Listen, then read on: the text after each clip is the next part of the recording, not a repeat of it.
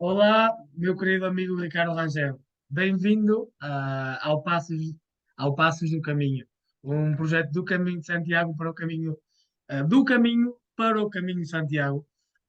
E é um prazer tê-lo aqui para falar de algo tão bonito e tão importante, para nós como é o Caminho de Santiago. Muito, muito, muito obrigado por estar aqui. É um enorme prazer e espero, que passemos aqui um bom bocado falando do Caminho de Santiago. Muito obrigado por aqui estar. Muito obrigado pelo convite, Guilherme. É um prazer estar aqui. Falar do Caminho de Santiago também é sempre um prazer. Então, tá ótimo. Oi, Ricardo, conta para nós como foi, qual foi o seu primeiro contacto com o caminho? Como você descobriu o caminho? Eu conheço muita gente que já fez. Eu tinha uma namorada que tinha uma certa fixação, assim, uma obsessão em fazer, queria muito fazer. Na verdade, tive duas namoradas que queriam muito fazer. Uma fez, a outra não fez direito. E a mãe da minha filha veio depois, também fez, o pai dela fez, a mãe dela fez. Então, tem uma opção de gente em volta que já fez o caminho. E aí, num dado momento da vida, eu achei que era uma boa ideia fazer e E fiz. você lembra como começou o seu primeiro caminho? Bom, começou aqui no Rio, né? Eu estou no Rio de Janeiro, no Brasil, né? E, e foi um momento de vida ali, quando eu fiz 50 anos, que eu estava querendo fechar um ciclo. Tinha um fim de caso aí, né? Um amor que tinha acabado, e que aí era uma coisa que eu precisava processar. Eu também tinha, eu sempre quis, quando eu fizesse 50 anos, eu fiz 50 em 2014, fazer um sabático, né? Dar uma parada. Então, eu era sócio-diretor de uma produtora de televisão e cinema. E aí eu resolvi que ia dar essa parada, então continuei sócio, mas eu era diretor de operações e pedi demissão do emprego, né? Continuei sócio, mas deixei de trabalhar. E aí tinha esses dois momentos aí na vida, essa parada profissional e esse amor que tinha chegado ao fim. E eu estava querendo dar uma parada assim geral, né? Desconectar, sair do ar um pouco, ficar. Estava vindo num ritmo de muito trabalho e também de muito estresse emocional. Eu precisava, queria viajar, sair do Brasil e não sabia muito bem o que eu ia fazer. E aí, um belo dia, tive essa ideia de falei, bom, ir fazer o Caminho de Santiago é a coisa mais desconectada que eu posso fazer, né? E aí fui fazer. Tomei essa decisão em fevereiro ou março, por aí, e fui fazer o Caminho de Santiago em setembro de Quão, 2014. quão importante foi para você esse seu primeiro caminho? Foi muito importante. Eu acho que o Caminho de Santiago, eu só fiz uma vez, mas penso em fazer novamente. Eu fiz o caminho francês, né? Saí de São Jean-Pied-de-Port e fui até Santiago. Depois eu fui até Finisterre. Mas eu acho que para todo mundo que faz, o Caminho de Santiago é uma experiência muito marcante, né? Porque a gente fica ali um mês ou coisa parecida com isso, com muito tempo para pensar e você muda muito o ritmo de vida, né? Você tudo é devagar, você tem todo o tempo do mundo, nada para fazer além de andar. E o fato de você não ter decisões para tomar, né? Porque meio que já está, você não tem decisão para fazer, né? Você só tem a única coisa que você tem para fazer é andar Isso. na mesma direção, não precisa nem decidir para onde vai, porque tem umas setinhas amarelas dizendo para onde você vai. Então você muda o ritmo e a vida se torna muito mais simples, né? É impressionante como a vida pode ser simples e não é, né? E continuando sendo depois que a gente volta. Mas você dá uma parada e pensa muito na vida, o que você quer. Tem muitas lições para aprender no Caminho de Santiago, né? Você fez muito jovem, não sei se tinha tantas Sim, vezes. eu comecei com 22 anos e a verdade é que hoje em dia não vejo a minha vida, sem o caminho de Santiago. Por isso é que eu agora vivo em Santiago de Compostela. E Tá certo. eu Na segunda-feira passada, estava escrevendo um artigo para uma revista do Caminho, em espanhol, e não sei, estava pensando no assunto e pensando no tema, e o caminho, o caminho cura, né? O caminho cura aquelas, às vezes as feridas grandes também, mas aquelas feridas pequenas, pequenas, perdão, que, que nós pensamos que não nos fazem mal e que são as feridas do dia a dia, as feridas normal no nosso trabalho, na nossa família. Ah, nós pensamos que são coisas normais da vida, ah, mas quando estamos no caminho e quando temos tempo para pensar, ah, realmente, e eu pelo menos eu dou conta que essas pequenas feridas também dói. E o caminho ajuda a curar essas pequenas feridas. Ah, para você, ah, de todas as situações e de tudo o que envolve o caminho, estamos a falar da introspecção, de estar com si mesmo, ah, de conhecer pessoas de todo o mundo, de partilhar um, um jantar comunitário, não é? Uma cena comunitária, como dizem os espanhóis, o caminhar em conexão da natureza. O que é que marcou mais você nesse seu caminho em 2014? O que, Guilherme? O que é que marcou mais para você no seu caminho? Bom, eu acho que isso que a gente falou, né, de você pensar sobre você mesmo, e sobre seus problemas e equacionar e pensar sobre como é que as lições que você aprende de o que você deveria fazer, ou poderia ter feito e tal. Isso eu acho que é meio todo mundo tem.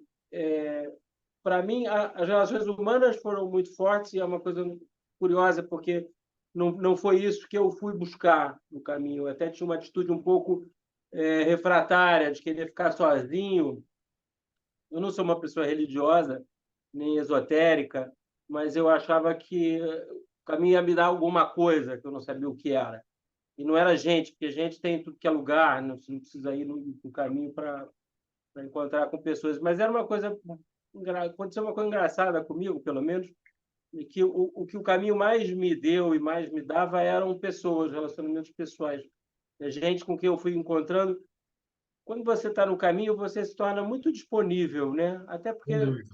se você estiver viajando sozinho, como eu estava, que é como eu recomendo a todo mundo que me pergunta que viaja sozinho, você está sempre muito disponível. Então você conta a sua vida e todo mundo conta a sua vida. Então as pessoas contam histórias muito profundas assim e eventualmente muito dolorosas, né? Histórias de vida que fazem com que você descubra que os seus problemas são bastante Então, pequenos exatamente.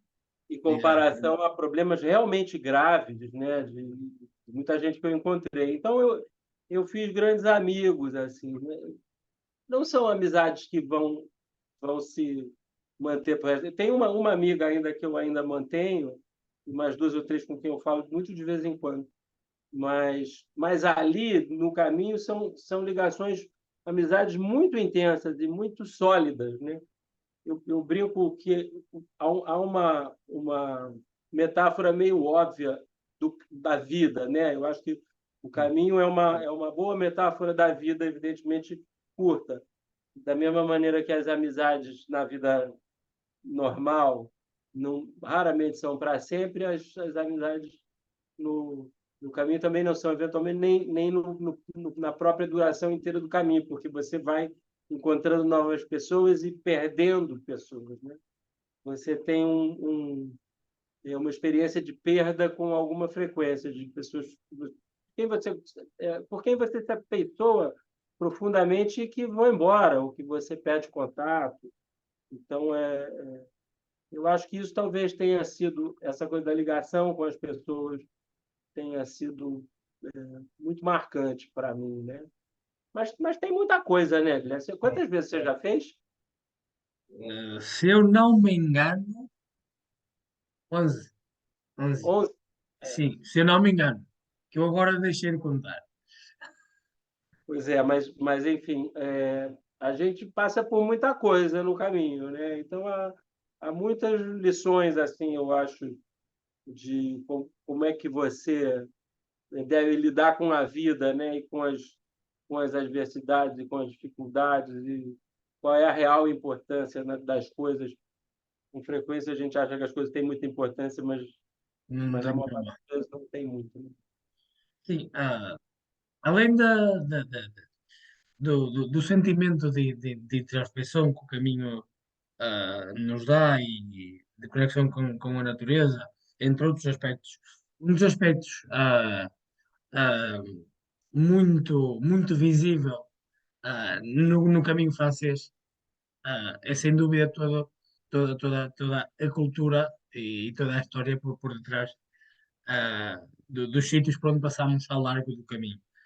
Ah, qual foi das cidades ou dos povos por onde você passou e que surpreendeu você no caminho de Santiago? Não sei se a surpresa é a palavra. Eu tive vários, porque a surpresa pressupõe que você espere uma coisa e encontre outra, né? Com frequência no caminho, especialmente se é a primeira vez, você não está esperando nada.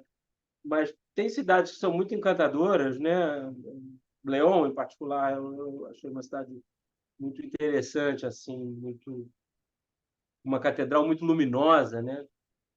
Não por acaso caiu Sim. mais de uma vez e que tem janela demais. Mas mas teve vários lugares, muitos lugares assim. Eu gosto muito de vinho, então a Rioja para mim foi foi um lugar muito interessante. Eu fui visitar algumas vinícolas um pouquinho fora do caminho, mas do ponto de vista arquitetônico, né, o Convento de León é uma coisa muito fora do comum, mas Burgos também. Eu acho que a cidade mais impressionante é a própria Santiago, né? Eu acho uma cidade um pouco estranha, uma, uma, uma energia, assim, uma vibração um pouco estranha. Para quem mora, você não deve sentir assim, mas me lembrou, Acredito que sim. Acredito que é, sim. Sim, me, é lem- muito estranho. É muito estranho.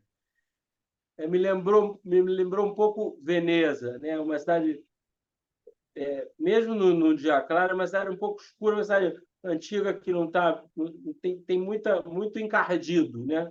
Sim. Das construções antigas que não são lavadas há muito tempo. E eu acho que tem, como eu disse, eu não sou uma pessoa esotérica nem nada, mas eu acho que tem uma energia desses peregrinos todos que chegam lá depois desses enormes esforço físico e de grande e de eventual desgaste emocional também. Então eu acho que é uma cidade que tem um clima um pouco curioso. Eu tive experiências muito emocionantes em muitos lugares. Sim. Um dos lugares foi a própria Santiago, não no dia da chegada. Eu esperava que a chegada fosse uma coisa assim muito tivesse um clímax, né? Mas não foi muito anticlimática, não senti isso. Mas no dia seguinte, na missa, Hum.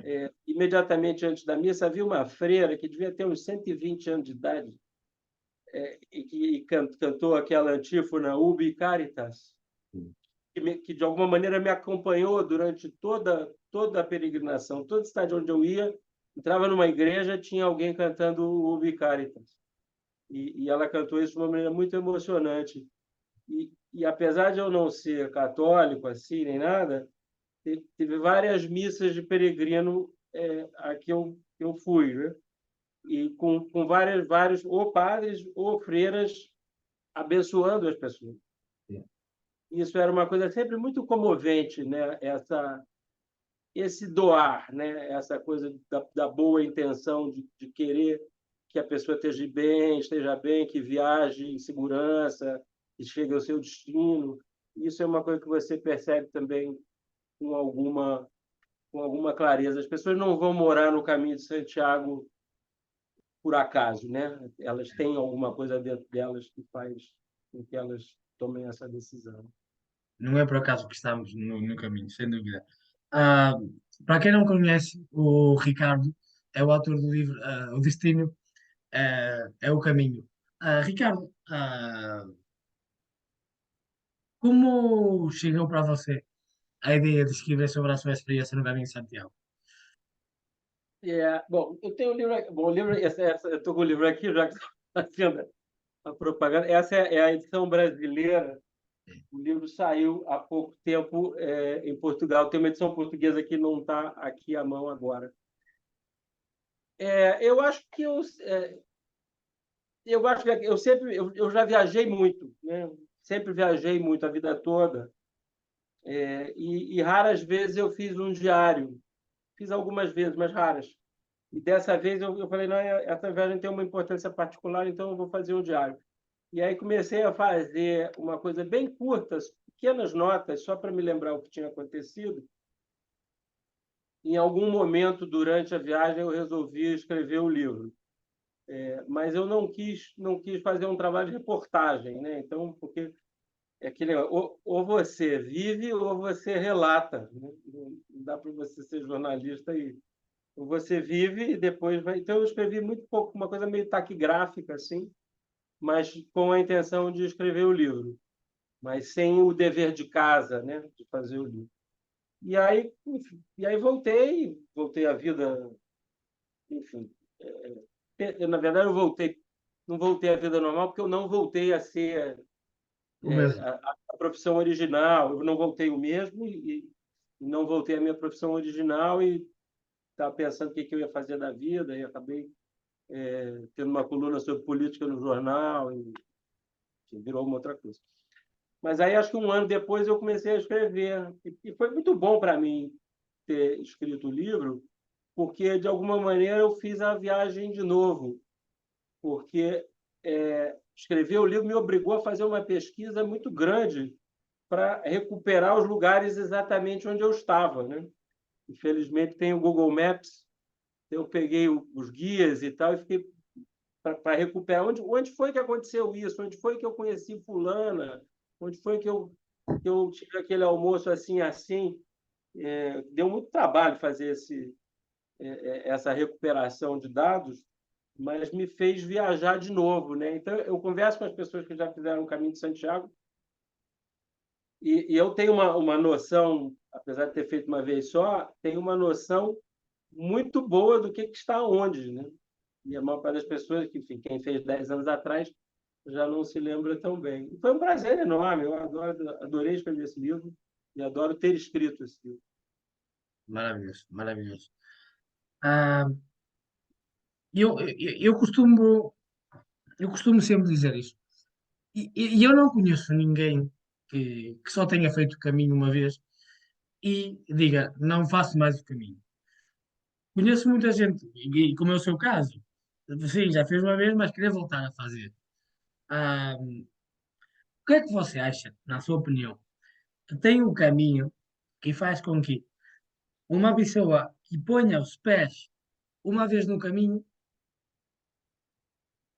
nunca deixe o caminho e queira sempre voltar a viver aquelas experiências, conhecer aquelas pessoas, sentir o que sentiu? O que é que você acha? Eu acho que isso é verdade. Acho que a maior parte das pessoas, muita gente. É, há uma curva curiosa, porque no começo da viagem, pelo menos minha experiência com as pessoas que eu conversei, você vai corroborar ou não. No começo da viagem, ninguém sabe por que está lá. Não. As pessoas não sabem. Então, há uma pergunta recorrente que é por que é que você está aqui? E que é uma tentativa, eu escrevo isso no livro, né? Que não é uma tentativa de saber por que o outro está lá.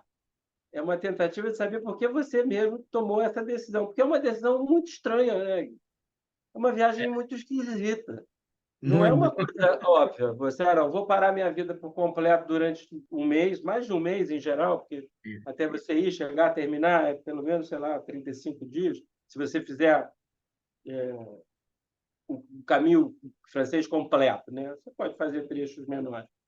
Mas, mas é uma coisa muito esquisita você tomar a decisão de andar 800 quilômetros, né? Percorrer 800 quilômetros a pé, dormindo mal, comendo mal, né? é uma coisa que não faz muito sentido. Por que que você E, vai ainda fazer isso? e ainda por cima, ah, quem não sabe o que é o caminho, ainda chama você de louco. E você provavelmente é mesmo, né? Mas eu já fui à Coreia do Norte, portanto, Sim. acho que lista da maluquice. Mas então eu acho que as primeiras 2 semanas todo mundo fica se perguntando por que está lá, para ver se, né, pergunta para o outro para descobrir por que ele mesmo Sim, resolveu está fazer essa fazendo o vida. caminho. Aí tem um momento em que você tem certeza que você vai fazer de novo. Depois, quando você chega ali na meseta, aí ninguém mais quer fazer de novo. Muita gente quer parar e muita gente para. Mas não, eu já fiz, isso aqui já está feito, já entendi, já sou capaz, já sei que sou capaz. E quando chega no fim, aí tem certeza absoluta de que vai fazer de novo, né? Que é uma coisa tão importante, assim, então todo mundo fica com vontade de fazer de novo. Mas eu acho que as pessoas querem fazer de novo porque a vida é muito simples no caminho, né? A felicidade é fácil. Você está sempre bem, está sempre tranquilo, não tem aporreações, não tem ninguém te chateando, não tem que ganhar dinheiro, não tem que trabalhar, não briga com ninguém. Não.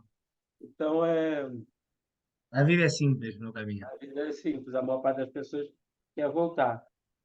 Uma dessas, tem uma namorada que eu acho que ela não quer voltar, que não foi bom para ela, não, ela não quer voltar, atrapalhou muito a vida dela, Mas isso, mas isso fugiu.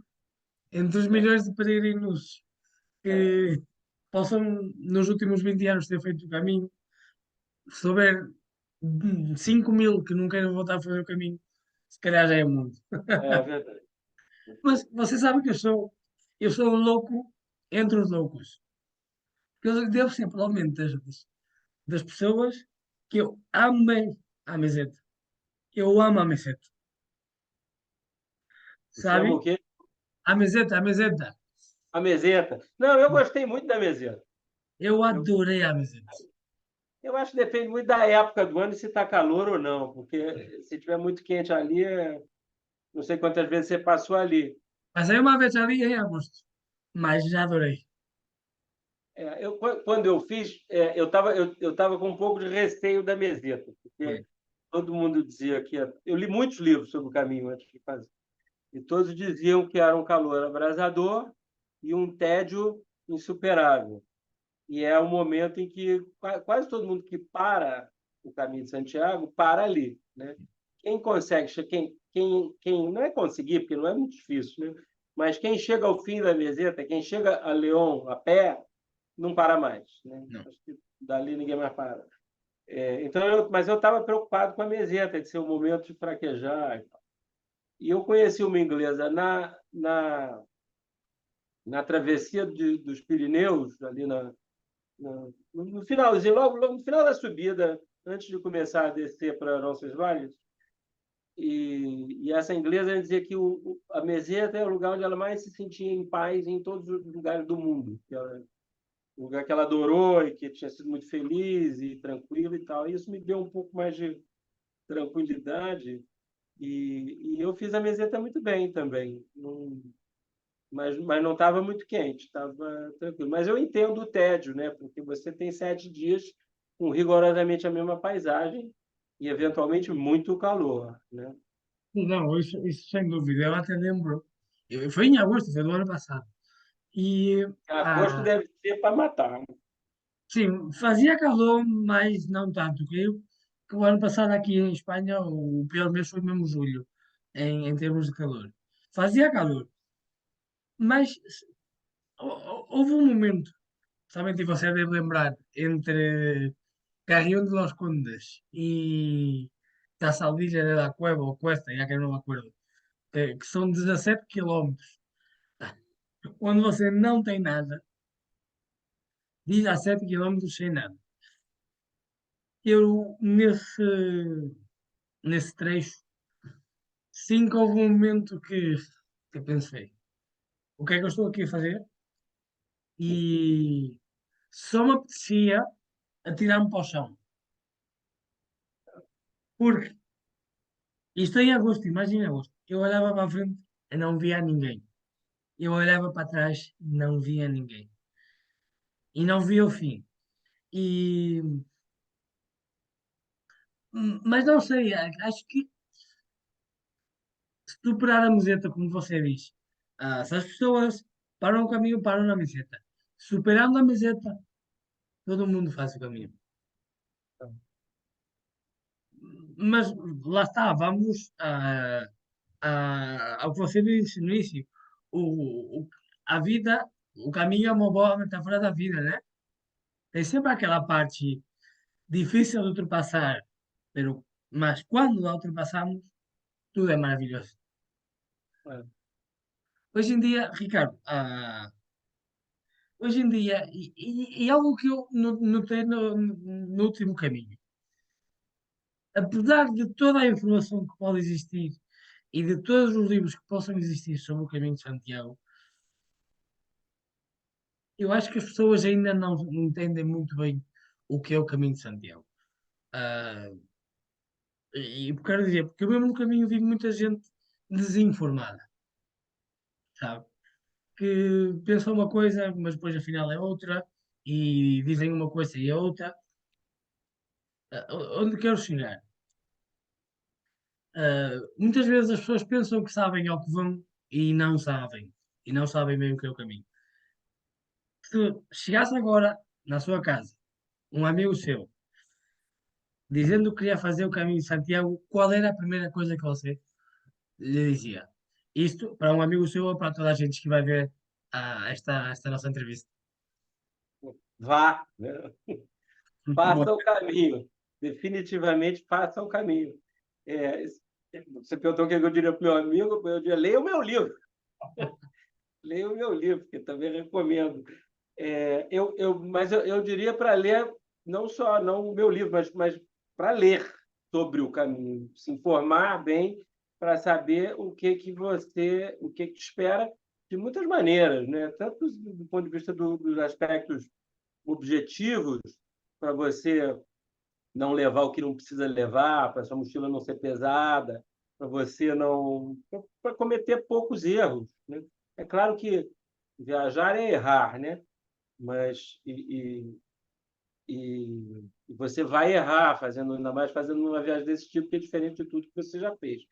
Mas se errar menos é melhor, e é bom saber. Agora, há muita coisa que ajuda, né? Você vê como foi a experiência dos outros, ajuda é, você entender o ponto de vista histórico e da arquitetura, quais são as coisas que você vai encontrar, mas eu acho que na preparação para o caminho, do que você vai ler, tem uma opção de filmes também que assistir, vale a pena assistir. Essa preparação é também uma espécie de um curso de seminarista, assim, né? Uma coisa meio um sacerdote. É uma preparação para você fazer uma coisa completamente diferente e para você entender que você vai estar num lugar em que a ética, a ética eu digo é o ethos, né? Como é que você o que você espera do caminho e o que se espera de você, como é que você se comporta. Há uma suavidade no caminho que a gente não tem, especialmente para quem mora em cidade grande, né? Então, há uma coisa de você relaxar e você, se você, eu acho, do que eu entendo que é o espírito do caminho, né? O que se chama de espírito do caminho, de uma suavidade, de uma tranquilidade, de uma bondade em relação aos outros que eventualmente você receberá também. E eu vi né, não estou aqui para ensinar nada a ninguém, nem quero educar ninguém, mas eu vi muita gente que estava no caminho como se estivesse no trânsito de uma cidade grande, com o mesmo grau de agressividade, né? E isso é uma perda de tempo, porque não só porque está errado, entre aspas, mas porque você não aproveita o que o caminho tem para lhe dar, né? Então, eu acho que vale muito a pena ler bastante, se informar e tentar entender o que é que te espera num lugar radicalmente diferente de quase qualquer lugar onde você já esteve. O que é que deu o caminho ao Ricardo Rangel? O que me deu? Acho que me deu mais autocrítica, acho que me deu mais tranquilidade. É uma coisa um pouco engraçada, Guilherme. Quando você termina o Caminho de Santiago, você se sente uma pessoa radicalmente diferente e muito melhor, né? Um ser humano melhor. Depois você volta aqui para o Rio de Janeiro e perde essas coisas em grande medida e volta, né, a uma resiliência ali. Você volta a ser quem você era, com todos os problemas que você tinha, né? Você acha que seus problemas desapareceram. Eles não desapareceram. Seus problemas estão lá iguaizinhos, esperando só você voltar. Mas se você tiver uma boa experiência no caminho, ele vai te ajudar a lidar com esses problemas melhor. E volta e meia você está com uma dificuldade, aí você lembra, poxa, lembra quando eu fiz o caminho e eu olhava o mundo dessa maneira, assim, atado? Isso, de alguma maneira, te dá uma calma e uma tranquilidade para enfrentar esses problemas. Então, nesse sentido, eu acho que o caminho muda a gente, sim. Então, acho que me deu muita coisa. Ricardo, e estamos a chegar ao final desta nossa conversa. Mas antes, vou fazer uma última pergunta para você e depois um pequeno pedido. Se você ah, pudesse descrever o seu caminho numa só palavra, qual seria?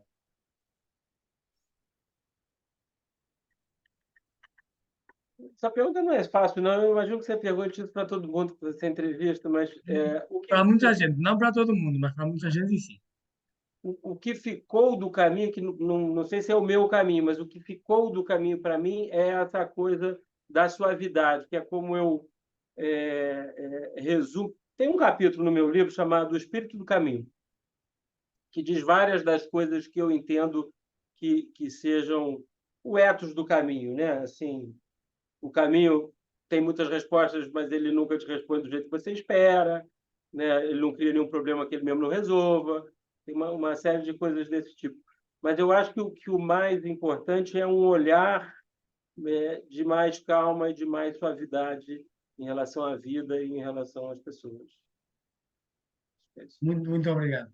Ricardo, para terminarmos a beleza, peço para você, se não se importar, deixar uma pequena mensagem a todos os peregrinos e a todas as pessoas que querem fazer o caminho, ah, tanto em Portugal como no Brasil, que vão assistir a este vídeo. E uma última mensagem para as pessoas que possam comprar o seu livro, por favor. Bom, muito obrigado por tudo, pela oportunidade. A minha mensagem é: faça o caminho. Faça o caminho, não tenha medo do caminho, não planeje demais. Fala assim, vou fazer o caminho um dia, vou fazer o caminho no ano que vem, que é sempre no outro ano. Faça o caminho.